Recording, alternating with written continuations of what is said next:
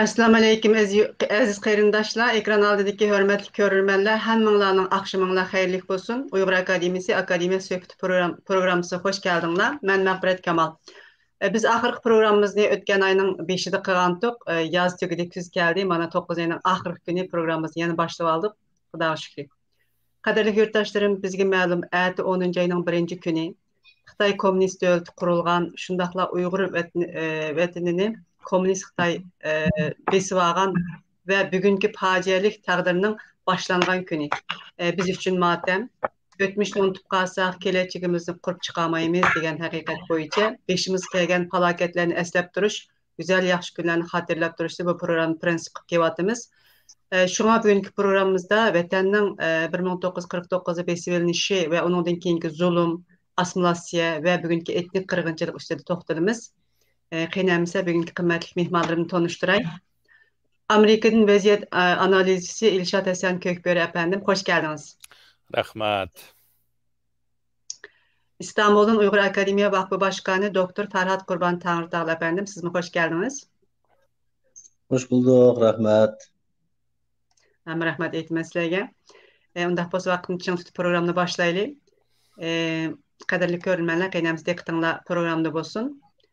Biz hem de 1949 yılı vətənimizni Xitay Komünist Partisi rəhbərliyindeki hükümet armiyası besib aldı. Muşu besib eliş cəryanını qısqaca toxtalıb ötən bolsaq başda. Nemişlər oldu şu çağda, qandaq besib aldı Xitay. Mərhəmət. Parat. İlşad efendim uzaktan gelen mimar. İlşad efendim buyurun. Hem size iltifat bu. Siz uzaktan gelen mimar boğanlık için size yol verelim. Bo'ldi hamsa vaqtni edim qilmaylik. Rahmat. İkinci Dünya Urushi, Birinci Dünya Urushininki davomi. Biz Jahon urushi deymiz. Birinci Dünya Urushi 4 imperiya g'ulidi. Türk Osmanlı İmperiyası, Zar Rus İmperiyası, Nemis İmperiyası, ondan Avstriya, Hungariya İmperiyası. 4 imperiya Birinci Jahon Urushininkin g'ulidi. Ondan keyin jiq davlatlar mustaqil bo'ldi, yangi davlatlar paydo bo'ldi. Ammo lekin Jahongirlarninki bir-birisiga bo'lgan yer zamin talashi tugmaganligidan İkinci Dünya Urushi yana bununla bilan davomlashdi. İkinci Dünya Urushining oxirgi kelgan vaqtda ham Birinci Dünya Urushininki bu yerda bizning taqdirimizga bog'lanadigan bir oqibat Rus Zar imperiyasi g'ulashda shu jarayonda bu yerda komünizm degan bu ideologiya Yevropadan chiqqan, ama Yevropada yıldız tatamay Rusiyada bu yerda bir imperiya qurib chiqdi, ya'ni Sovet imperiyasi. Şunla bu Sovet imperiyasi bilan nemislarninki bu qaldoqlari yana İkinci Dünya Urushining manda degan vaqtida shu ikki imperiya boshladi desak, menimcha xatolashmaymiz hozirgi tarixchilarning ko'z qarashi bo'yicha. Shunga İkinci Dünya Urushining oxirlashadigan vaqtida Amerika boshliq Birinci Dünya Urushininki oldida Angliya dunyo tuzumini tuzab kelayotgan. İkinci Dünya Urushining oxirlashi bilan Angliya dünyanın kaidesini, tüzümünü tüzəşdən vaz keçib Amerika'ya ötküzüb berdi.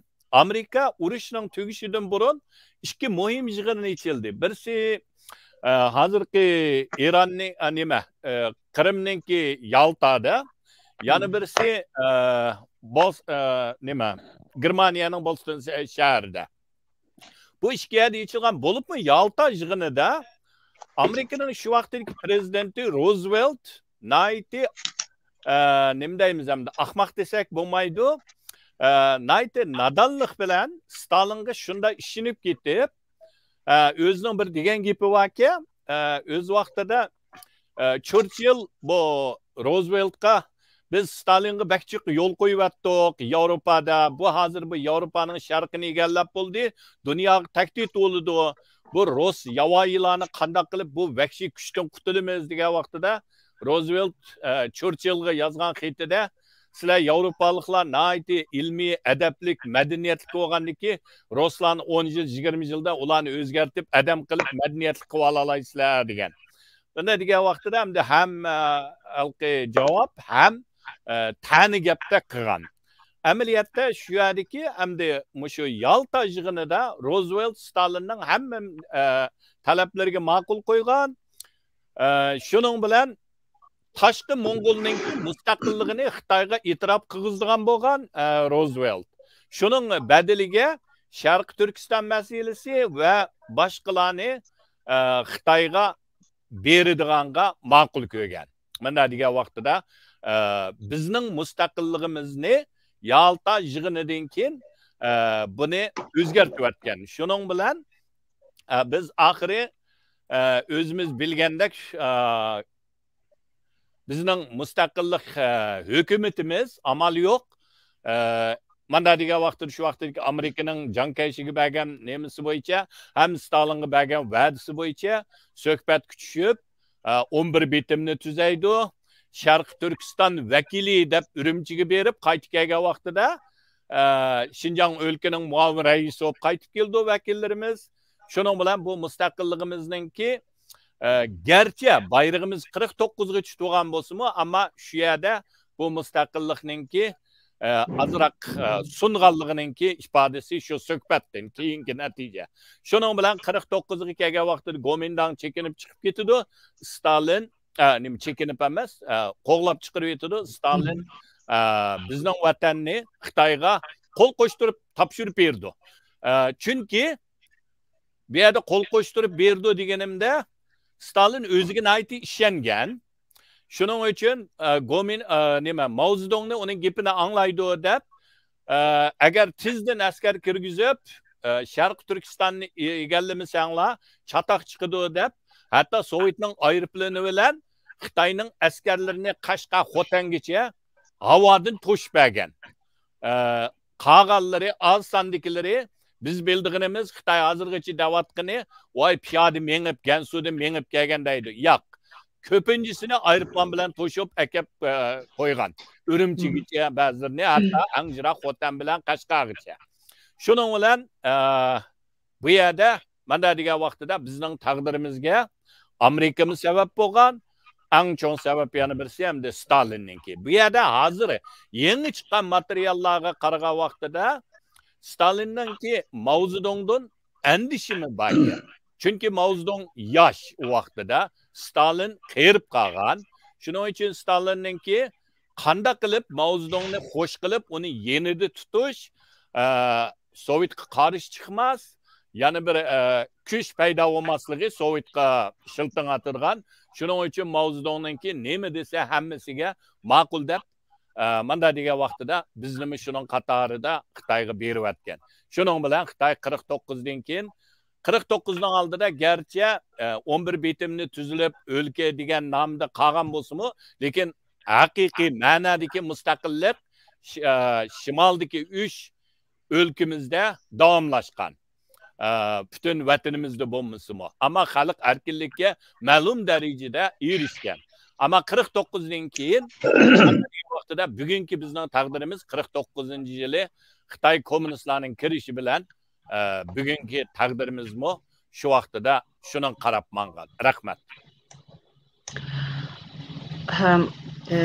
Elşad efendim, nayetilik bizga bunda qarag'aqda shunchalik oson besib olgandek his qilindi, ammo haqiqatni qaraydigan bo'lsak, sizning deganingizdek Rusninki Sovetlarninki yardım nayet cho'ng bo'ldi. Hatto 44-45 ga yaqin aeroplan bilan 2 kun aşı Gansuga yig'ib bu nimaninki Xitoyning askarini shu yerdan ondan keyin bizning vatanga to'shgan. Bu hamda tarixda dunyoda nayet ko'p askar 17 ming kishilik askarni 2 kun ichida to'shib bo'lgan ekanda. Shundaq deb angladim men materiallardan ko'rdim hamda xato ko'rmagan bo'lsam. Bu hamda dunyo urush tarixida hamda nayet cho'ng bir voqea ekan. Aeroplan bilan askarni to'shib degan yerga olib qo'yishda hamda butunlay Sovetning kuchi bilan bizning vatanni besib olgan. Bu haqiqatan asli qaraydigan bo'lsak Sovetninki qilgan nemasi bek cho'ng. Hamda bu Türkistan'ninki vaziyeti qandaqdi? Türkiye'ni ichiga olgan holda Ferhat siz bir shu chog'dagi Türk dunyosining vaziyatini bir so'zlab berasiz? Hem de İlişat Efendi'ninki de ötkine bizninki bu vatanımızdan resmi Komünist Xitay tarafından işgal kılınış jarayonunun taşqi amil. Hmm. Elbette xalqaro vaziyetning Şarkı Türkistan'ın müstemliki bo'lib qilishida nihoyat muhim roli var. Hem de aslında bu 45. yıl, 44. yıldaki vaziyet bu işki cihetli bu nihoyat bizdeki bazı vaziyet biraz mürekkep bo'lgan. Bunda bo'lishning sebebi biz 33. yıldaki Şarkı Türkistan Cumhuriyeti'ndeki vekiller asas cihetli Şansay tarafından 37. yıldan başlap en ahırı Qo'yniyaz kadar birden tuzak düşürülüp yok kılınıp etken. Demek ki 44-45 yıllık kelgende bizdeki memleketteki asaslık ideologiya deylik hem de. Yani Uygurlarına bağlaydı ki hiçbir vakitte bu vatanı kutkuzuş koyunu taşıratmayan hakkı. Beşinci ne hüküm bolsun devamlılık vatanı kutkuzuşunun koyunu kılgan birileri çok çıktı. Bazen sahne cihetten çık, bazen az. Elbette 33. yıldaki inkılap nayeti muntazam bir devlet çıktı. Bu evet başka gibi ama o vakitteki bazı stratejik meselelerini doğru oylayamadığımız için belki de hazır kendimizi karsak biz şu rahmetli Sabit Tamam'la devlet kuruştuğum burun Mısır'ı verip bu İhvan-ı Müslüm bilen göreceğim kapattıkken bu. Lübnanlık Selefi lider. Şu an kayıt gelgendikken dikkat etsenler bizden devletinin girbinde uhuviyet, adalet, azadiyet hep 4 tane şuar var. Birisi uhuviyet. Uhuviyet diyen biri kırımdaşını geçiyor. İhvan-ı Müslim. Müslüman kırımdaşlarının sloganı. Ondan Şarkı Türkistan İslam Cumhuriyeti asas cihetten İslamiyet hakimiyetini kurumuz da kuruldu. Çünkü dikkat etsenler bizim bu devlet girbinde yaşasın Uluvatimiz Türkistan, kutup olsun İslam hakimiyeti de biz. Yani devletin asas maksat İslam hakimiyetine tikleş bilen boğan. Hem bir yerde içinci bir narsa 23. yılda Türkiye'de kurulan Türk Cumhuriyeti'nden bir lan şuarı vardı. Hakimiyet milletindendir. De bir şuarla kuruldu ve o devlet bu yani 100 yıllıkını tebrikleş aldı. Devletin kuruluş prensibi hakimiyet milletinden de kuruldu. Ve uğraştıklarında ya ölüm ya istiklal da şuar oldu. 2 tane şuar var. Hem bizninki 6 tane şuarımız var. Ama hemisi de milli hakimiyet tılgılınmayı, İslami hakimiyet tılgılınmayı. Belki bu vaktki çoğunlarımızın konuda İslam hakimiyetini tiklisek Uygurluğa azatlık erişim de boylagan boluşu mümkün. Onu biz azı bir tanıklamayız. Yani 44-5 kege vaxtıda memlekette 2 xil ideologiya kalan. Birisi şu Türkçülük ideologiyası. Onun asas temsilcileri Üç Efendiler. İsa İsmi Abdülkerim, Mehmet Emin Buğra Hazretleri, enatken Mesut Sabri Bey kızı. Mesut Sabri Bey zaten özü Türkiye'de okup bağlan uzun müddet. Ulanın ki ideolojisi de zaten şuarı belli o vatanımız Şarkı Türkistan, milletimiz Türk, dinimiz İslam diye 3 tane şuarı var. Ulanın ki yani bir yer demek ki olan dersem Uygurlar devamlı vatanını kutkuluşunun koyunu kıldı ama koyunu kıldığı vaxtıda özümüzdeki milli şeraitimizni bir taraf kurup aşı vakitteki özü olarak bir ılgar boğan göz kararışlarına tayinip bir şıkkını bulam dep oyun. Elbette Türkiye'nin müstakil kölgelerle Türkçülük iddiasını taratıldı. Yan tarafı da komünizmden galbı kalığını kölgelerle mesela merhum Ahmet Can Kasım başka liderlerimiz belki de bu Rus komünistik ideolojiye belki Uygurlar payitaht okuluş bulamdıkken de oylagan boluşu mümkün. Onun için köz kararışlık fark o yerden çıktı o. Hem de vaxtta şu 44-45. yıldaki hem de asaslı halkımızın arasındaki vatanı kutluş için izlevatkan yol muşu iki ideolojiye doğru kelgen. Hem bu vaxtta İliş Efendi bitkende Ruslar'ın ki bizden üstümüzde edip bağlan planları devamlı özgürlük tuttu. Derslep Gomindamlar işbirlik kıldı. Mesela Can Çuğ'un kelgen vaxtıda Birleşik hükümet kurup 11 bitimli yazgıcı zaten Ruslardan eden Batı hükümet başladı. Yani Birleşik hükümette bir Ruslardan var. Yani bizim Ahmet Can Kasımlar'ın sırtında Rus konsolosluğundan birisi var. O vakti Ruslar işine çıktı. Ama keyin 44-yilning oxirida Ruslar bilan Qizil Xitoylar orasida bu tashqi Mo'g'uliston konusida bir tutishgan bo'lishi mumkin. Ya'ni u vaqtda Gomidan hukumat zaten ish qilishida. Bizninkilar Urumchi ketib oz qolganda Manas daryoni tuyuqsiz to'xtatib qilishning sababi tashqi Mo'g'ulistonni Ruslarga beradiganning qarshiligida Xitoyning Sharq Turkistonni besib olishiga Ruslar yo'l qo'ygan.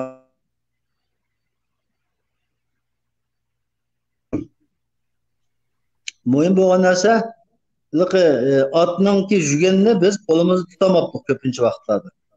Tamam, atga minib tutama jugan haqni qo'lda olgandan keyin halqiliq paytda masalan bugun bir xiyol qilib boqaylik. Shu 45-yil 9-oyning 7-kuni Manas daryosiga kelgan askarlar muntizam otliq qo'shinmi bor, piyoda askarmi bor. G'uljidan chiqib Tarbog'day Oltaygacha yo'l bo'yi Xitoylarni surim to'qay qilib Urumchi 200 kilometr qolgan. Ve o vaqtda askerlarning ruhi o kadar yüksek ki aldığı eşimini kömeydiğen taze şirkayıp bulup beğenat qava. Bir yığız gap bilan to'xtab qoldi. Agar shu kuni bir tal biraz etrafliq o'ylaydigan bir tal Uyg'ur general chiqib, Rostdan kelgan xabarni biz anglamay qolibdi, to'xtatib qo'yib Urumchiga davom qilgan bo'lsa, Urumchilik Xitoylar zaten qechib o'tadi. Ularning kelayotganlarini ko'rib, Gomindanning butun generallari qechishni yo'lini qo'yg'ich bo'lgan vaqtlar. Yani demek olan narsa hem bir taraftan İlsan Efendi degandek tashqi omillarni bizga foydali bo'lmadi. Ichki jihatdan biz o'tmishlik tajribalarni yakunlab o'zimizni mana kun yomon kun bo'lib qolsa qanday qilman deganning hisobini qilmoqchi ekanmiz. Shu bo'ldi endi shu Ruslar bizga yo'l eshitgan qarorda bo'laverdiga o'xshaydi.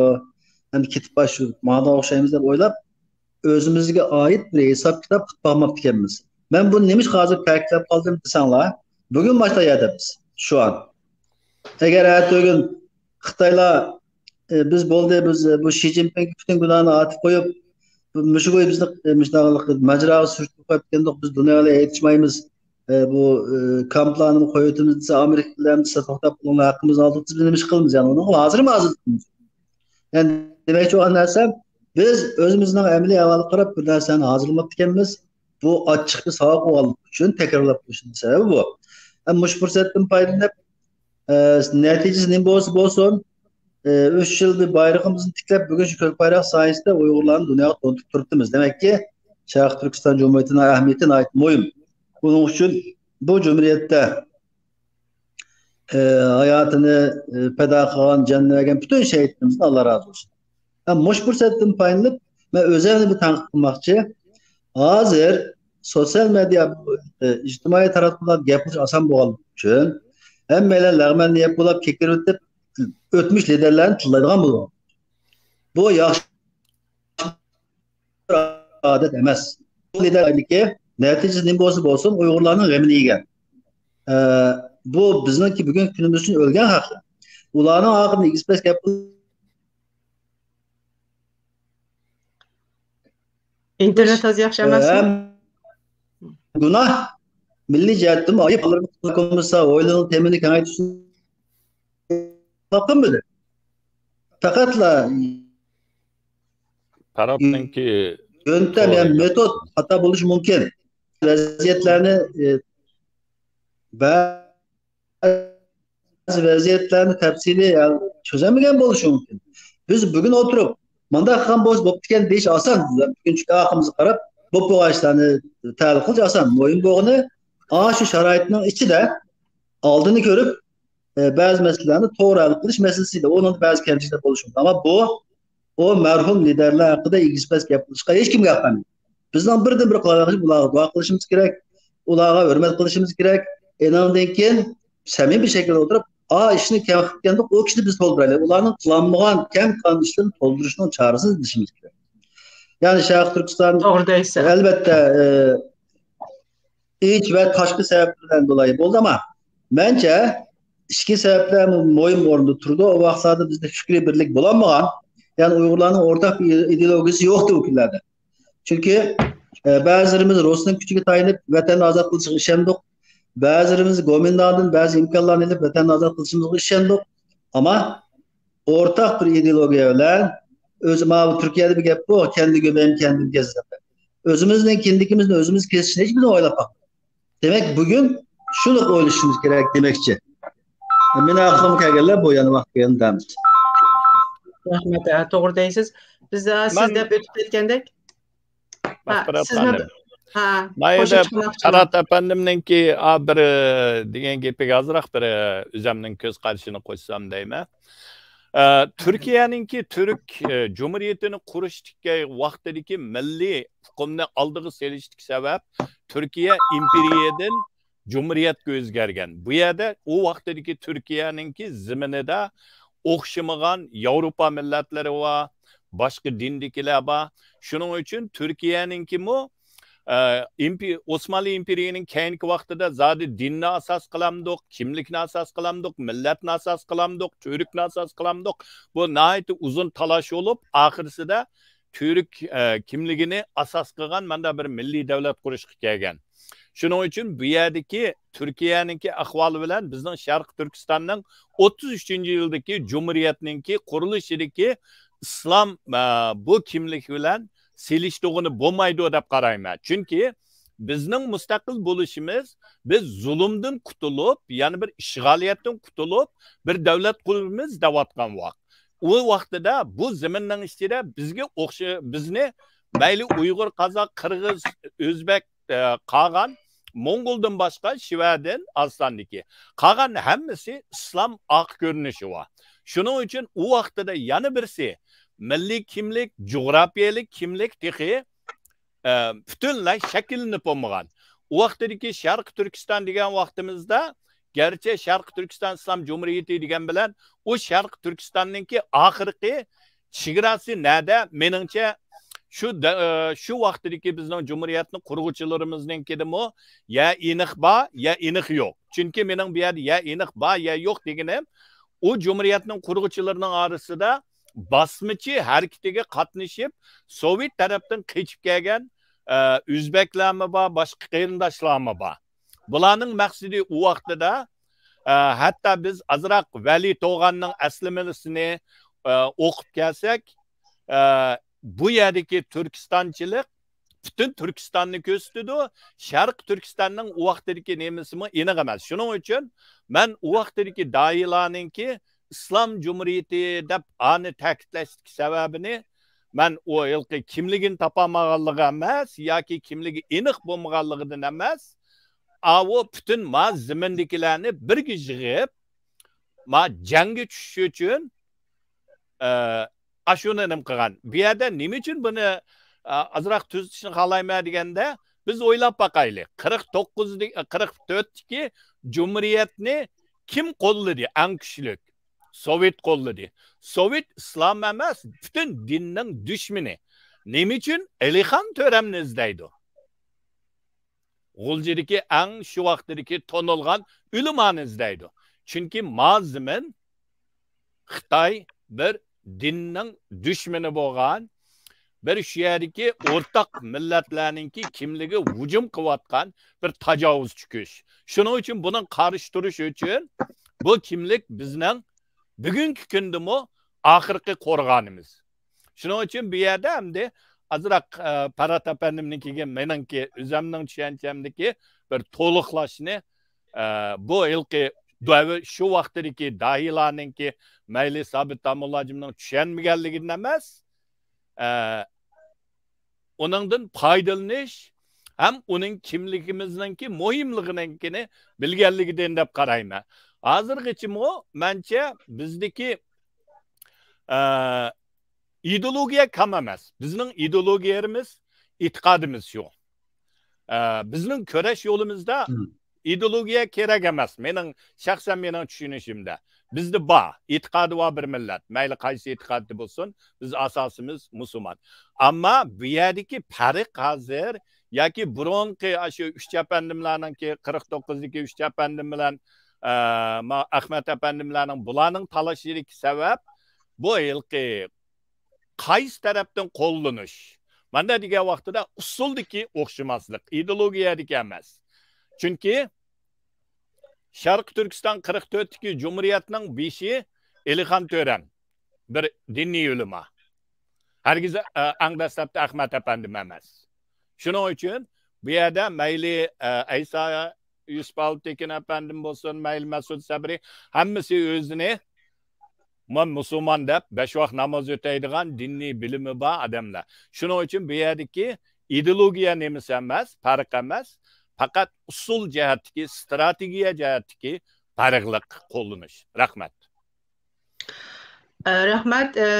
Farhat efendim qo'shimcha qiladigan so'zingiz bormi bunga qarshi yoki? Mao hem de yok Elizabeth'in degeni doğru ama ben şahsen Uygurların ortak bir ideolojisinin hala bulmaganlığını düşünüyoruz. Çünkü İslam bir ideoloji emez, o bir itikat. Ve zaten bugün bu yerde o paramparçayız. Yani bazımız Sunni, bazımız Şii, bazımız kolumuzu götürüp dua kılımız, bazımız koyup dua kılımız. Yani bu ideoloji emez İslamiyet. İslamiyet bir din, o bir itikat. Ben halen Uygurların ortak bir ideolojisinden kem muğallık. Şimdi o ayrım bir başka bir cığın dediği şeylik. Bugün bana konudan çıkamayın. Rahmat. Köp rahmat şekeringlarga. Hakikaten bizim tariximiz bilen münasebetlik naiti çoğunqur tadqiqatlar elip berilmedi dep oylayman. Biz yanıla adem küçü jihatdan naiti kam tarihi bu vaqalar ondan keyin bizdinki mesela şu çağda şu 33. yılda kurulgan Cumhuriyetimiz bütün Şarkı Türkistan'ı azat qilishni oyladı mı yoki Janubi tarafdagi bir qismini azat qilishni oyladı mı? Shunga o'xshash ba'zi bir narsalar bor hamda. Shunday cho'ng bir maqsad nihoyat aniq bo'lib, butunlay keng ko'lamdagi bir safarbarlik bilan boshlangan bo'lsa qandoq bo'ladi, hamma yoqni aylanib yurib, undan keyin bir xalqni qo'zg'agan bo'lsa qandoq bo'ladi demiş. Ikkili jumhuriyat qaraydigan bo'lsak, birisi janub tarafdan başlagan, birisi şimal tarafdan başlagan, ikki tarafning birlashmaganligidan mikin deb o'ylayman shaxsan. Mening bu jihatdagi tadqiqotlarim aciz. Lekin biz yanıla adem küçü az deb o'ylayman. Bizning tecrübelerini yakunlab, müştaq sebeplerden tüpeyli biz mağlup olduk. Bundan keyin biz mındaq mayolda menişimiz gerek degan o'xshash bir plan programımızı tehi oturup koyaldıkmı degan üstüdümü biraz oylash beqishga to'g'ri keldi. Amsi 49. yılı şunda hem xalqaranınki yardımı hem bizning ishki jihatdan bazı bir yetersizliklerimiz, baxtsizliklerimiz tüpeylidin Xitoy besib oldi. Onundan keyin medeniyet qirg'inchiligi, assimilasyon siyasetlerini başladı. Bo'libmi başta şu ziyolilar, ondan keyin o'lim olib, shularni yo'q qildi. Hozirmi shu yo'lni tutib o'tadi. Mushu haqda ozroq so'zlab bergan bo'lsak, undan keyin Xitoy o'zininki hokimiyatini Kommunist partisi mustahkamlash uchun qaysi qirg'inchiliklarni qildi, nimalarni olib bordi bizning vatanda. Marhamat, qaysinglardan bo'lsa bo'laverdi. Elshad efendim siz. Bo'ldi. Aql yana aldı talishib evalayam siz buda. Marhamat.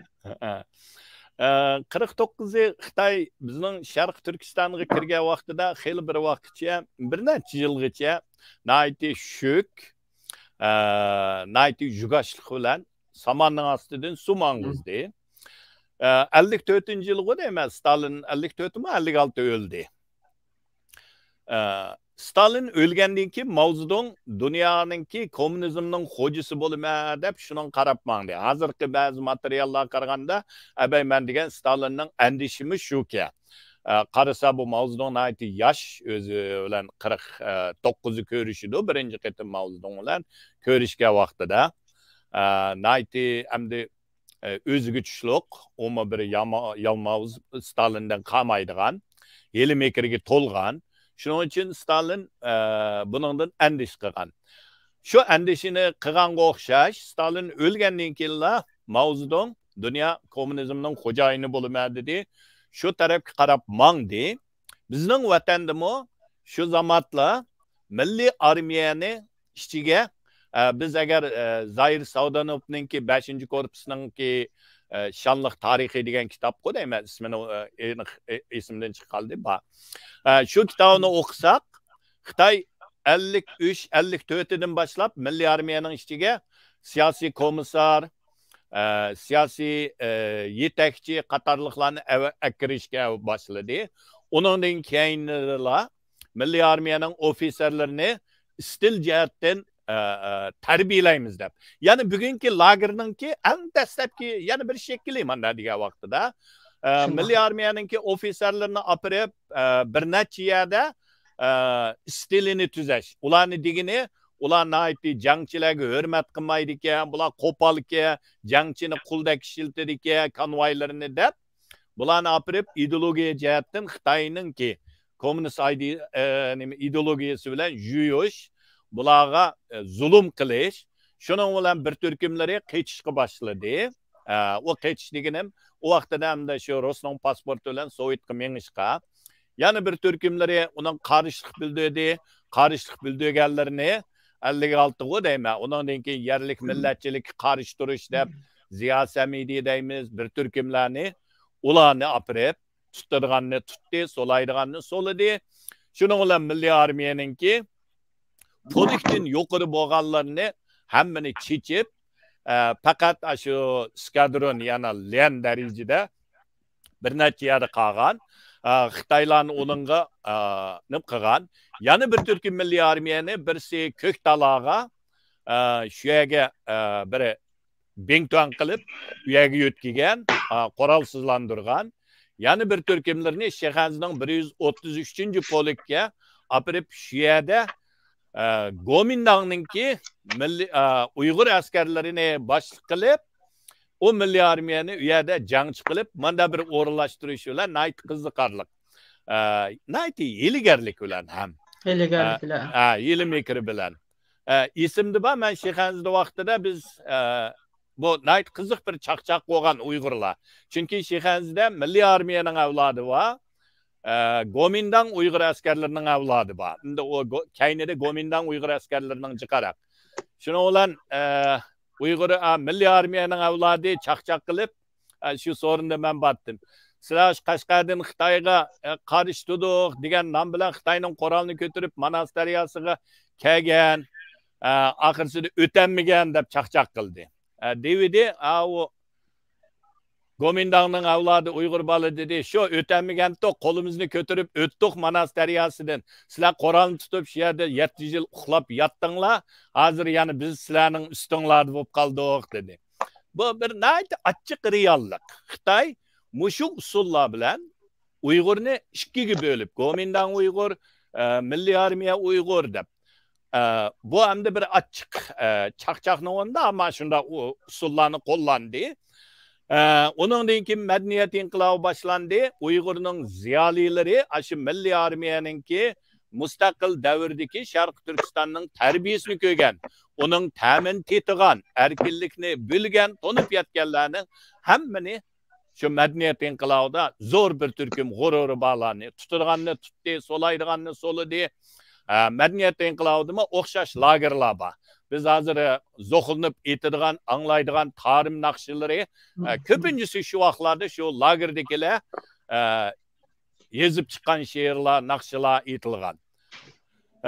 Undan keyingisini hamda hammamiz biz shohid bo'ldik. Keynida ba'zilarimiz voy islohot bo'ldi, Xitoy islohot qildi dedi. Islohot emas. Hozirgi tarix materiallaridan kega qaraganda Deng Xiaoping hech qachon islohot qilma demagan.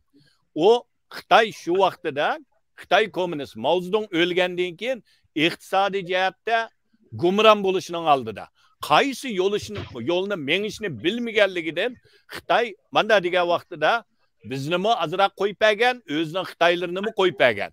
Yo'l izlayotgan vaqti. Shuning uchun shu davrdan foydalanib, turmadan tirik qaytib kelganlarimiz azroq bizlarni tarbiyaladi. Mana bugungi kundagilarni. Masalan, men shu vaqtlarda O'tkir apandimning yozgan kitoblarini, Zo'rdin Sabirninki romanlarini, tarix leksiyalarini, ularning Şinjan Medeniyeti jurnaldagi jiq maqollarni o'qish bilan o'zimizni o'yg'atdik, tarbiyaladik. Buning natijasi nima bo'ldi deganda Turg'un Almas apandimning 3 kitobni pipan qilishi bilan, ko'rash qilishi bilan yana bu boshlandi. Hozirgi kunga kelgan vaqtida mana bütün ziyolilarimizni hammasini qirib Masalan, men tunugin Xitoyning Erkin Osiyo radiosida e'lon qilgan maqolam Chinchangoning maxfiy so'zida nima deyotdi deb. Jiqlar bunga diqqat qilmagan. Birisi Jaukojining, birisi Chinchangoning so'zlari va maxfiy so'zi. O saqchi arqipida. Chinchengo'ning ayada men oldin ketimi bir dedim, moshada dedim, boshqa yerda esimda yo'q. Birsi Turg'un Almas efendim to'g'riliq deydi. Bu ish kitob jihlarni zaharlabdika. Shuhrat rais menga deganniki men hayron qoldim. Men shuning bilan deydi, Chinchengo'ning gapi. Men shuning bilan Lodongchuan deganga buyruq tushadim, bir tekshirish guruh qurib Turg'un Almasni tekshirish kerak. O'ldi deydi, o'lgan bo'lsa uni sotga tortish kerak deydi. O'lganni sotga tortish kerak deydi. Mana manda vakshi bu Xitoylar. Tiriknimi yo'q dema deydi, o'lganni yo'q dema deydi. Manda degan vaqtida bütün Uyg'urning tarixidagi mashhur obrazi va izi va obro'yi va ulgilarimizni hammani yo'qotdi. Hozir meningcha o qabristonliklarmi yo'q edi. Masalan, Lutfullo Mutallibninki qabrisini topolmayapti, bag'am muxbirlar. Men Aqsuga birinchi ketim bag'a vaqt, birinchi kunim velosipeddan bir do'stimdan velosiped so'rab, shu qabristonlikqa borgandim. Chunki u biz uchun bir ulgiti u. Men uni milliy uyg'unishning shaxsan mening bir yo'lboshchim ham ulgam deb qarayman. Shuning uchun bu ziyolilarni bugungi kunga kelganda Xitoy butunlay yo'qitimiz deb hammasini o'liknimi, qabrisini yo'qitib, obrazni xunuklashtirib, ularning asarlarini yo'qityapti. Tiriklarni hammasini lagerga soldi. Bu yerda oxirda bir ig'iz gap qo'shirganim, xuddi Parat apandim abay degandek, mayli biz bironki tarixdagilarga qanchalik o xato bo'libdi, bu xato bo'libdi deb hozirga turib elib, biz hozirgi aqlimiz bilan 100 yilning oldidagi, 50 yilning oldidagilarga baho berayli, o mayli baho berayli, ammo haqorat qilmayli. Men Parat apandimning deginiga o'xshash shuning qo'shilaman. Mayli bizning ba'zi shoirlarimiz olsun, Mavzudongni madilab, Gonsandangni madilab, she'rlar yozganlar bor. Ammo ularning yana bir yerda vatan, millat uchun uyg'otish, tarix aslimalarni, tarix isbotlarni qoldirgan yerlari bu biz uchun ulga, biz uchun kambosi bo'lmaydigan. Men bu yerda demoqchi o'g'lim shu. Mayli Ahmad apandim bo'lsin, mayli Xo'ja Niyoz hoji bo'lsin. Men birsiga degandim Xo'ja Niyoz hojini. Mustaqil bo'lganiki baho berayli. Chunki men ishimni Xo'ja Niyoz hoji yaqinqi zamondagi har qanday bir Uyg'urdan jiqaraq Xitoyni o'ltagan odam. Miltiq tutgan, miltiq atgan. Az deganda bir 20-30 Xitoyni o'ltaganligiga mening ishonchim komil. Biz bir Xitoyga bir mush atanmaganlar o odamni qopib xoin deydigan, meningcha azroq tilimiz qisiladi deb o'ylayman. Rahmat. Rahmat. Rahmat hamda bir tajovuzchi kuchga nisbatan aytgan vaqtida hamda bir millatning ruhini yo'qotish nihoyat tasamdi. Bir millatning ishongan e'tiqodini, ruhini o'ldirish. Bütün bu bizning ziyolilarimizni yo'q qilishi, undan keyin bizning Lutfullo Mutallib o'xshash qabrisini yo'q qilib o'tibdi deyapsiz. Mahmud Qashqarining haykalini örüp etişi, muşlarning hammasi shu millatning ruhini sundirish, irodasini sundirish, ruhini yo'q qilish. Shunga bu ziyonkashlikni oldi bilan shu ozroq millat uchun o'ygangan, millat uchun xizmat qilayotgan millat deganlar boshda o'ldirildi, yo'q qilindi. Paratga siz endi mushu assimilyatsiya qanday boshladi, nima ishlarni qildi Xitoy?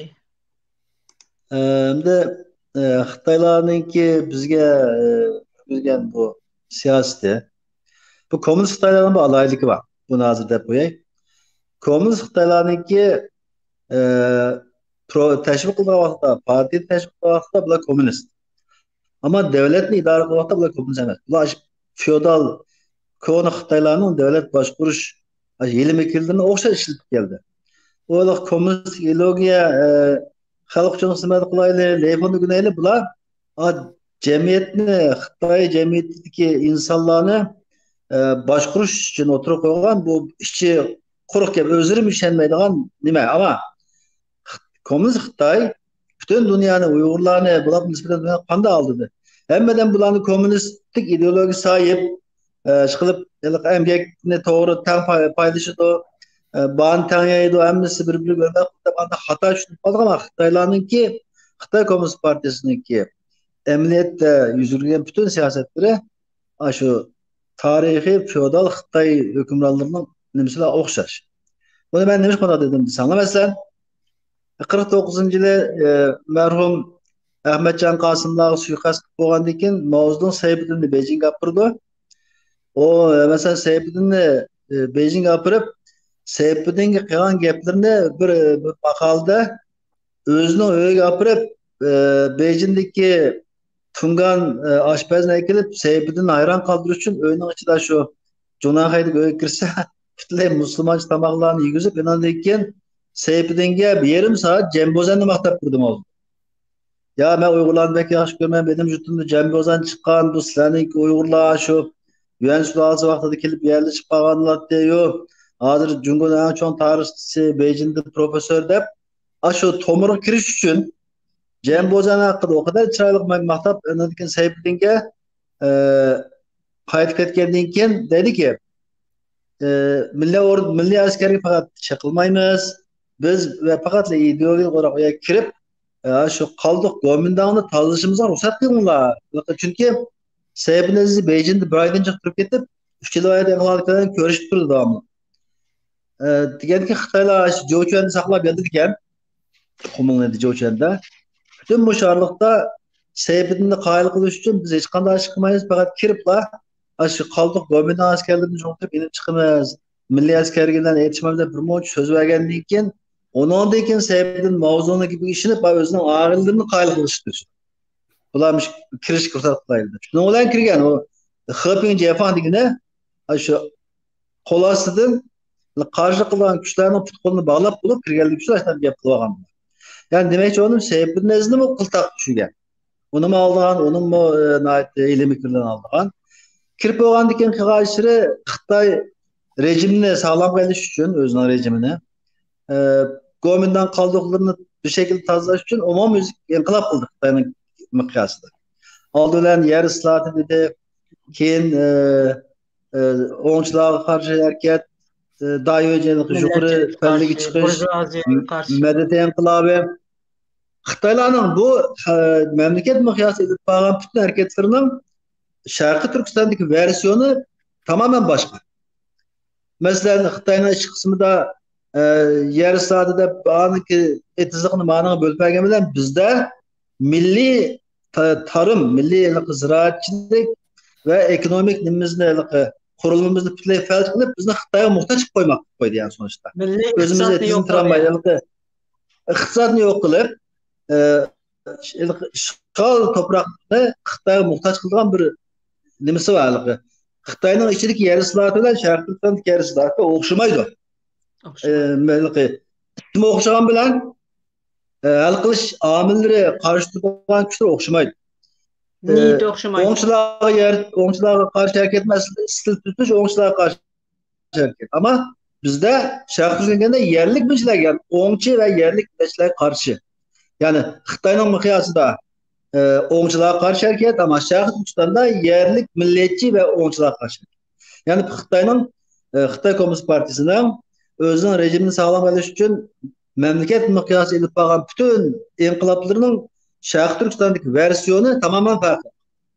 Yani bir yerde biz hazırlıkı 2017 yıldan keyin paş olgan narsaga qarab Xitaylar yeniden soykırım kıldı. O emas. Xitaylar tarixten beri hatta Komünist Parti'den beri bir milyon to'xtatmoq olsa Uygurlarni assimilyasiyon qilish, eritish siyosatini hech bir zaman to'xtatib yok. Fakat şekli o'zgargan bo'lishi mumkin.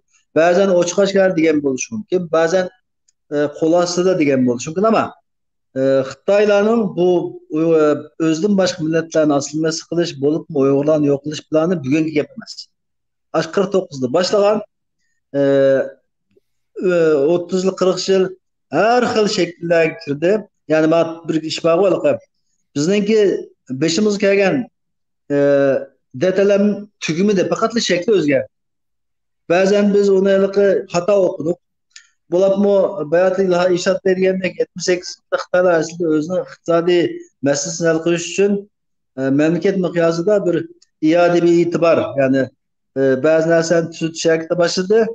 Buğdayning sayesinde arpa suv ichdi. Çünkü xalqaro memleket miqyasida bir tashqi sirtki ichilish siyosati bo'lgandan keyin Anadaki bizning 20 yil, 25 yil turmayotganlarga e'tiborini yondirib bergan bo'lib, Xitoylar shu yerda yengildi.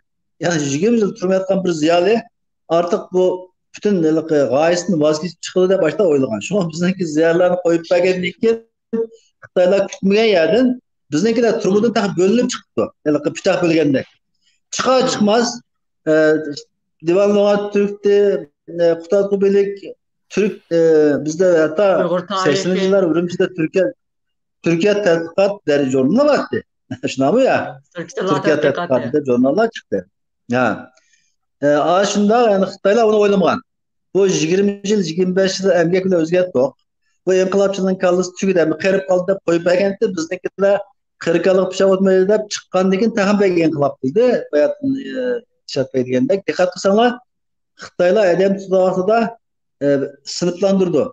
Başı xav deb 80'li yıllardan keyin maktabga kirib qolganlarni atayetni bo'ldi Xitoy hozirmi? Chunki şu vaqtlarda derslikte olsun, bizim edebi eserlerimizde olsun bir milliyetçilik dolkunu boğan. Onun için 80. yılı mektep başladılar. Yani 80. yılı Ürümçi üniversite başladılar. Hakikaten bizim uyguların içinde bir halkılık tayanç güç bulup yetişti. Bunu Xitaylar özü 2006 yılı bu Xitayların arasında Lishan diye bir Xitay var. Bizim bu Uygurlar pek dikkat kılmaydı ikimiz. Bunu Çek Cumhuriyeti dikkat kıldı. Benim kitapta yazgandım. Bu Lishan, bu Xitay derin devlet deyimiz yani. Çünkü devletin adını olması gerek. 96. yılı Şincan'da şöyle tarih bölümüne dikkat buldu. Bu Lishan'ın 2006 yılı yukarı sunulan bir dokulat var. Şu anda 2006 yılı değil. Hazır bu Şarkı Türkistan'da milli hissiyat bilen çoğun bolatkan 2,3 milyon yaş Uygur var. 2006 yılı. Zaten o toplumu kampları, lagerlar dikilik 5 milyon, 6 milyon ben tamamen doğru ettim. Çünkü 2006 yılı devlet sunulan raporda tapşıran dokulatta azı Uygurların içinde derhal özgürlüğe bulunduğun 2,3 milyon yaş balı var. Milli hissiyata yetişken mi? Demek ki Xitaylarına işledim o. Bizdeki cemiyet ahvalımızın tekşürüp merkezine devamlı dokulat sunulan Xitaylar var. Faşist Xitaylar var. Ben onu YouTube'da işledim. Faşist Xitay aydınları da yani faşist ziyaliler. Demek ki Komünist Parti bu siyasetine devamlı yüksek geldi. Ve dikkat etmek Xitay'ın içinde oturup çıkmayan bu klasik Xitay illerine mahir hem nersini meyli komünist olsun, meyli Gomindan olsun Xitay'ın menfaati yani Xitay milletinin menfaati için oynadığı faşist Xitaylar var. Ular her zaman her vakitte devletin rejiminin bozulsun. Ulanın maksadı Şarkı Türkistan'a yeter ki Xitay sahip çıksın. Bugün komünist ertesi Gomindan onun ekin belki Demokrat Parti olsun dedi. Şarkı Türkistan çok Xitay halkının kolda kılış gereken maksat hizmet kıldığın davamlıq devletke işi gütüp Xi Jinping'e dokular dizip alaniyada mana bir işini kılış gerek. Bu toplumu kaptırın hemisi fikir olarak Xi Jinping qo'llagan bilan tepsili qadam bosqichlarini Xitoy o'ylab olamaydi. Onu mujda faşist Xitoylar yezib o'tdi bularga. Yöntem manda bo'lish kerak. Bir narsani degim keldi mening bu Xitoy masalan 49'a kirgan vaqtida xalqarani aldab balkim vaziyat o'ngshalgan keyin men chiqib ketaman degan o'xshash gaplarni degan gaplar bormi olmayapsiz dedingiz. O'shunda qilib kirgan chog'dala butunlay bu Sharq Turkistonni jutib elish, o'zini qilib elish niyati bormi? Shu plan bilan kirdimi hamsa? Ya qarang, bor. Biz hozir o yaqinqi chog' tariximizda Zhang Zhongni aytib o'ylash kerak. Zhang Zhong haqiqiy bir Xitoy xalqi uchun xizmat qilgan bir qahramon. Chunki u Sharqi Turkistonni qo'lda tutirish uchun dastlab Gomindan vakolatan keldi. Keyin hokimiyat kommunist o'tgandan keyin Gomindan vazifasi kommunist o'tdi. Yani adam ideolojiyani o'zgartdi. Maqsad kommunizmga ishonganlik uchun emas. Sharqi Turkiston Xitoyning qo'lda qilib qilish uchun bizga ishga yuz bilan keldi. 45-yil kelganda Gomindan tu. 49 yildan keyin Sayfiddin bilan kurashgan vaqtda kommunist salohiyati bilan ko'rishdi. Yani onun uchun Sharqi Turkistonning Xitoyning qo'lda qabul qilishida nihoyatda muhim rol o'ynagan odam aslida Zhang Zhuzhong. Chunki u bizni o kadar aldattı ki bir turib qarasak kommunist nima Gomindangniki raisi 2 yildan keyin kommunist tarafniki vakili bo'lib bizning butun tomirimizni pardon yani egallagan butun hayvonlarni Xitoy millati uchun ishlatdi. Yani demek ki o Mao Zedong'un kim Mao Zedong akıl vergiler kısım Zhang Zhuzhong. Yani bu insanların idare kılış çünkü onun bir demesi var. Zhang Zhuzhong'un özündeki huylu bu hatıratları o yaman tepsili yazgan. Yani Zhang Zhuzhong'unki nait bu akavr Xitayken bu aslında. Hakikaten şu tipik konzumunuzunki mürtülük okşaş. İyilikar. Uygurlarını o kadar yaşlı unuttu ki bir yerde şuna deydi. Derse Ürümçi kelgen hayran kaptı bu. Ben bu Uygurlarla kandak kılamedim. Çünkü karısa Ürümçi Uygurlarına ait medeni Kastabulutlarınki Jügen o Xitay'ın açık okşamaydı o. Bu adamlar bundan medeni olsa ben buralarla kıldaşım çık okşaydı o. Dep korkup diken bu. Keyin 11 betemişin jığının kelgen vaxtında karısa kakası bizdenkiler oldu tayarlıklı bir bet kağız mı yok? Yani bizdenki vekiller jığın kaptışın ama bir bet kağız tayarlık mı yok? Ularni ko'rib bo'lgandan tamam bu men ularni idora qilayotgan. Yani demakchi bo'lgan narsa bizni nihoyatda ilmi tilimizni to'lib ketgan Xitoylar eng cho'ng dushmanimiz. Bular markazga davomli doklad berib, Uyg'urlarni qanday boshqarish, qanday yo'q qilishning yo'lini ajrab berdi. Yani uning uchun fashist Xitoylar xatarlik demakchi. Ular vazifa bilan kelgan bo'lishi mumkin. Bu qadimdan tortib shundaq-ku, bekadimika avatmaydi. Yo'q, ba'zilar qarang vazifa bilan kelmaydi u. Ba'zilar o'zining milliy vazifasi, özünü müşkadgan Xitaylar var. O yukarıda onun yol yürüp verişini saklamaydı ola. O özünü müşkadgan Xitay halkı için nemişlerini kılışın kirek edilen açtan gayesi var. Xitay ziyalileri var. Partinin siyasetinden kılmaydı ola. Bence Zhang Zhuzhong'unki mesela Zhang Zhuzhong'unki birisi bağlaganda bunda bir gap var. Gomindan hükümeti Zhang Zhuzhong'la Ürümçideki hayvanlarını kontrol etmiş hayatkentte Zhang Zhuzhong koskoca Şarkı Türkistan'da Xitay'ın koluna ötüzüp verdi de manda bağlayın. Xitaylar özü. Yani Xitaylar Zhang Zhuzhong'un Şarkı Türkistan'da ilişiğe ümit beklemeyen. Fakat ağırlıktaki kalayımkançılık tüzütüp yolga işlerini yolu koysun deyip versek Şarkı Türkistan'da bir pay oğatmayı bizi gepbergen de başta maqtaydı Xitaylar.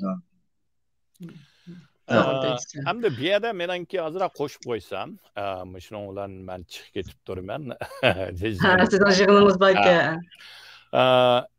Birinchisi milliy kimlik, milliy uyg'unish, jo'grafiyalik milliy davlat degan bu uqum xeyli keyin keldi. Butun Osiyoga keyin keldi. Hatto Xitoyning mayli Sun Zhongshanninki eng dastlabki chiqargan shuari Chudu Dalu Hui Fu Zhonghua yana yavlarni qo'g'lab etish, Jonxuani asliga keltirish. Shu vaqtda dedigini 18 o'lka. Bu 18 o'lkaning ichida bizning vatanmi yo'q, Tibetmi yo'q, Mo'ng'ulmi yo'q. Demak, Xitoylardimi milliy ang, jo'grafiyalik davlat bu shu Sun Zhongshanning davridan boshlangan. Bizninkidimi tang boshlandik, jadidizm bilan kirdi. Ama bir yerde biz aldandık deversek bence bu mu azırak özümüzün elbette töven koygan dep oylayman. Bu milletinin umum uygunuşuğu bağlıq yani bir cihetten.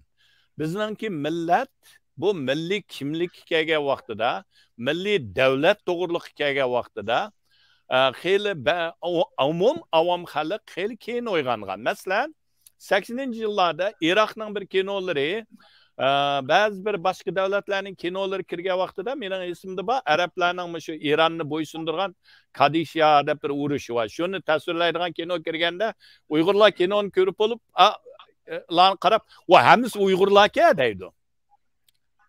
Hammasi Uyg'ur-ka deydi. O Arap, Uyg'ur emas. Fakat Müslüman. Bu demekçi oğlum 80 yıllargacha yana bizning aramızda bundalarning bağlığı mevcut. Biz bularning hammasini qo'yib qo'yib nim qilsak bo'lmaydi. Yana birisi xalqaro vaziyatmi nihoyatda muhim. Masalan, bugungi kundagi urush qilayotgan Ukraina, Polsha, mushu ikki Yevropa davlatini Polsha necha qitim yo'qolib ketgan. Mustaqilligini butunlay yo'qotib, Germaniya egallab olgan, bir mezgil Rusning qismi bo'lgan. Ammo keynida bu davlatni qurib chiqdi. Buningdagi sabab nima deganda, polsharliklarning shu vaqtdagi aqso'ngaklarning bir turkumlarining o'zining kimligi, polsharmi yoki nemismi yoki Rusninki qismidagi nima dindimi aranmagan. Ukrainami mustaqil bo'lishi yaqinqi zamondagi ish. Haqiqiy kimligini tepishi Amerikaninki Harvard universitetininki Princeton universitetininki Yale universitetining qatalashdim. Timothy Snyder degan odamning leksiyasi var. Hazır 7. leksiya geldi. Ukrayna tarix to'g'ri. Shu odam deydi. Bir millatning kimligini faqat uning til yoki uning urf-odat madaniyati emas, o millatning tarixdagi tatgan zulmi o millatni millat qiladi deydi. Ukraynaga kelgan vaqtida u odam deydi, Ukraynaninki Sovet Stalinning vaqtida 30-nechinchi yildagi 2 yil ochachchilik bo'lgan. Ukrainaliklarni ko'chada osh qo'yib ochdan o'lgan. Cho'ng bir milliy qirg'inchilik bo'lgan Stalinning siyosati bo'yicha. Shuningdan keyin Ukrainaliklar haqiqiy biz Rusdan arilmasak bu balo tugamaydi degan ma'vu tuyg'u kelgan. Shuning uchun men buni agitib deyishimlik sabab nima deganda biz ma'nimi ko'z tutishimiz kerak. Uyg'urlarninki uyg'unishi azroq kechikdik. Xitoy uyg'ondi, biz mi uyg'ondik? Biz bilan tang Xitoy taraqqiy qilmoqdi. Bugungi kunda biz xalqarodagi Xitoyga tang turadigan bir kuchga aylandik, ammo Xitoymi o'xshashla xalqarodagi bir kuchga aylandi. Shuning uchun bu yerda aldandiqlar emas, ba'zi vaqtlarda tarixninki cheklimi, jug'rofiyalikning cheklimi buni ko'zda tutib, kelgusiga qarab, o'zimizni bakmo dot ko'msak deb qarayman. Shaxsan ko'z qarashim, paradga qarish emas, ilmiy. Lekin Xitoyni tushunishimiz yomon kechikib ketdi. Biz Xitoyning ilmikini yomon kechikib tushundik hamda butunlay gaplarga oldinib ketganimiz rost hamda. Mencha shunday o'ylayman. Xitoy tushunadi. Ya uyg'onganlar har doim bor. Uni men inkor qilmayman. Har doim bor uyg'onganlar. Uyg'onganlarning ba'zilarini o'zimiz tutib yig'ishpadik. Buni men inkor qilganim yo'q. Uyg'ondik. Uyg'ongan bilan mayli yana bir Amerikaning professorining Stephen Katkinning gapini qilsam, bu odam Rus bilan Xitoyninki demokratiyaga mang'alamdi deganda bir misoli bor. Bu deydi, har qitim Amerikaning Xitoyga borsin, Rossiyaga borsin, zo'r bir turkumlar ko'rishib keladi. Shuning bilan bularda demokratiyaga menish ehtimoli cho'nka deydi, deb keladi deydi. Bular kim bilan ko'rishidi deydi. Xitoyga borsa ingliz so'zlaydigan Xitoy bilan ko'rishidi, Rusga borsa ingliz so'zlaydigan Rus bilan ko'rishidi deydi. Ammo u davlatning ko'pincha İngilizce bilmeydiğin Rus, İngilizce bilmeydiğin Xitoy deydi. O Xitoylarning ideologiyasi bu g'arbning demokratiya erkinlik bilan 10,000 kilometr jiroqlikka deydi. Shuning g'arb endi tushundi buni. Shundaqku, endi tushundi. Shunda yezyapti endi. Bu mumkin emasga deyapti-da. Shu, endi tushunyapti bularmi? Menda degan vaqtida g'arb bugungi kelganda endi tushunyapti. Shuning uchun rahmat, endi qog'inni Parat efendim davamlaştırıp dursun. Ma'qul. Rahmat qatnashganingiz uchun, vaqt ayirib. Ma'qul. Xudoyim omonat.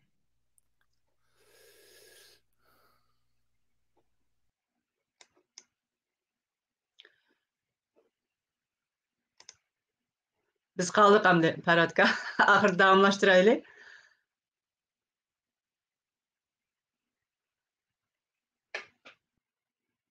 Paratga ketib qoldi.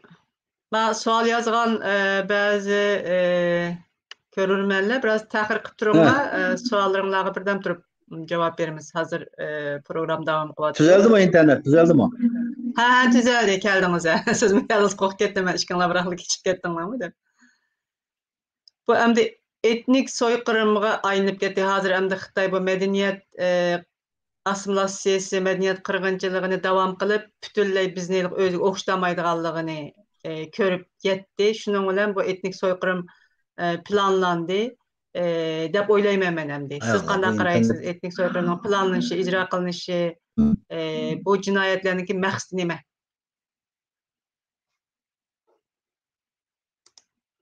İnternetiniz biraz çataqmı?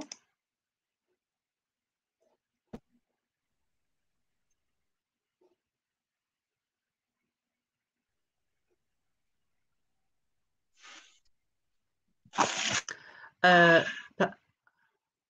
ha, emdi keldingizmi? İnternet yaxshi emas.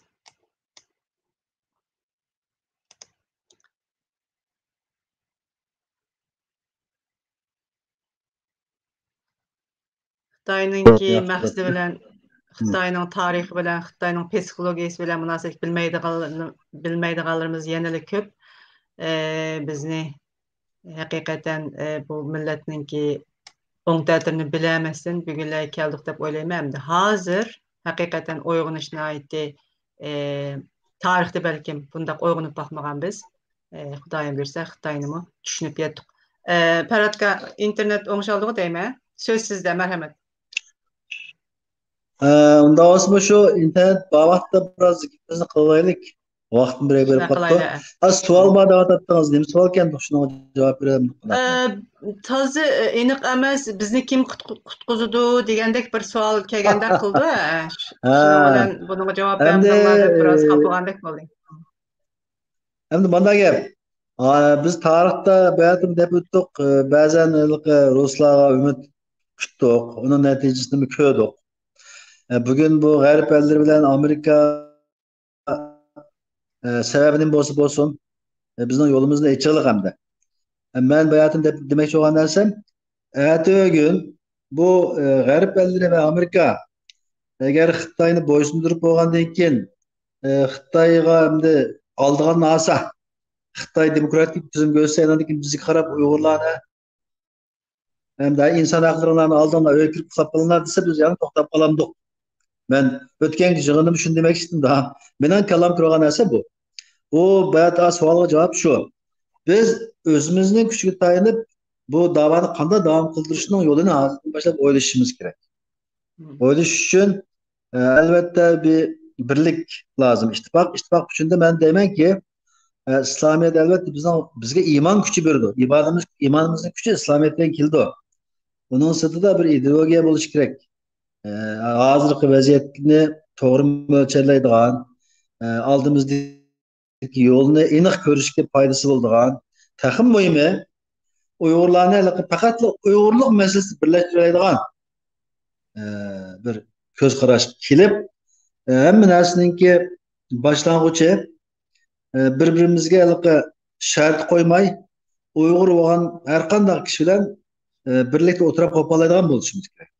Bunun bazı itiqad jihatdagi qo'yiq yoki biroz ojiz bo'lib qolgan masalasini uni Xudoyim o'zi hisobini Xudoyga beramiz. Ammo ma masalada shu birlik lekin vatan bo'lmay turib bu dinimizni yashay olishimiz mumkin emas. Endi bumi ko'rinyotidi-ku, vatan bo'lmay turib, mustaqil bo'lmay turib, bu bir Uyg'ur davlati bo'lmay turib, endi dinningmi u yerda putirab tura olishi mumkin emas. Hozir endi shundoq nima chiqyotidi-ku. Emniyetim şu an çünkü biz iman gücünü millet için işletişimiz gerek. Ne demek olan narsa bu. İslam'dan iman gücünün güçüyle o gücünü faqat Uyg'urlarning mustaqil ishletsek o vaqt doimimizga yararlik bo'lishi mumkin. Yani birinci amil o'zimiz. Yani dünyada tarixdan beri tashqi amil, ikkinchi amil, ichki amil, birinci amil. Onun için biz aldıdan balçaqlarımızı yaxshi yetishtirib, bütün kasblarda lazım bo'lsa aeroplan hediyelaydigan, lazım bo'lsa tank hediyelaydigan, lazım bo'lsa o'tmaydigan bolalarni yetishtirishimiz kerak. Biz o'zimiz bir narsaga tayyor bo'lsak, ondan keyin tashqi sirtdan kelgan shamol bilan birlashtirib, ba'zi fursatlarni o'zimizning foydamizga çevirishimiz mumkin. Shu hamda bizni kim qutqizdi degan gapning javobi biroz cho'nqur bir javob. Birincisi umidvor bo'lishimiz kerak. Hozir vaziyat umidvorlash uchun aytiq sabablar bor. Taxim muhimi bularni chet ellik Uyg'urlar oldidan nopos jihatdan ko'payishni yo'lini qilish kerak menimcha. Yani mümkün bolsa 3, 4, 5, 6 balası buluş gerek. Ama ballarını yaxşı terbiyelep köpünçe mühendis, uşak ayıplanaydigan yoki bo'lmasa astrolog hattandan lazım bo'lganda xalqaro fenomen qilib yetiştirish, adam yetiştirish, yani bunun başka hech qanday yo'li yo'q. Adam yetishtirishdan boshqa yo'li yo'q. Nüfusumuzu ko'paytiramiz, adam yetishtiramiz. Ballarni yaxshi tarbiyalamiz. Her jihatdan yetishimiz. Uyg'ur qilib yetishtiramiz.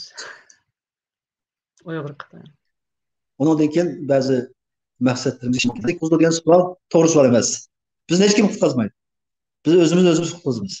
Özümüz qutqazamiz. Onunğa bununğa ümit bağlaydigan davrni o'tib ketdik. Ümitni bağlap baqdik. Natija chiqmadi. Shuning uchun hamda bundan keyin o'zimizning kuchimizni tanishimiz kerak. O'zimizning kuchimizni sal qarmasligimiz kerak deb o'ylayman. Hamda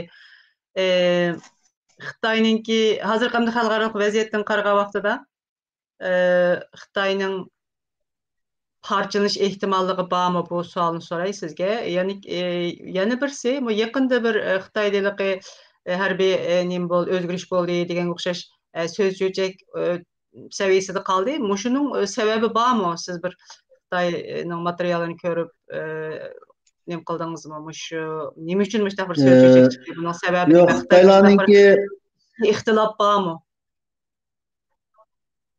Merhamet. Buna gap hozir bu diasporadagi Xitoylarning ishida bir qancha xil tayyorlik bor. Birinchisi, Çin Xitoy Kommunist Partiyasidan keyin Xitoy qanday bo'ldi? Chunki hozir ko'pincha ko'z qarash Xitoy Kommunist Partiyasining pujiq bir umri qolmadi deydi. Ikkinchi ko'z qarash Xitoy parchalangan ko'z qarash bor. Endi Xitoyninki zaten hozirgi g'arb ellarining ve Amerika'nınki hozir elib turayotgan tadbirlarning oxirgi maqsad Xitoyning Sovetlarga o'xshash parchalab endikin to'xtab qilishi mumkin. Bu ishning davomi shu yerga berishi mumkin. Hamda Xitoy parchalangan vaqtida bugun Tibetninki ahvoli bizdan yaxshi, chunki Tibetni dunyo qabul qilganlik. Tibetning anandikin 10,000 tane askeri var, hemen Hindistan ordusu da yetişiyotgan. İçki Moğolistan'dan bu hemen yanında taşkı Moğolistan.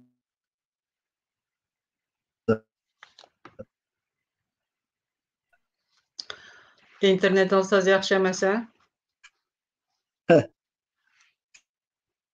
İnternet kesilip turadi.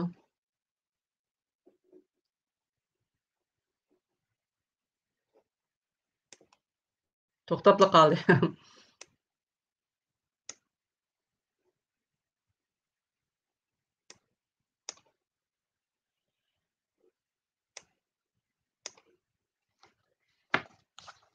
Haqiqatan o'zimizning kuchimizga sal qarmasligimiz kerak. Ay degandek. Ha? Farhodga keldingizmi?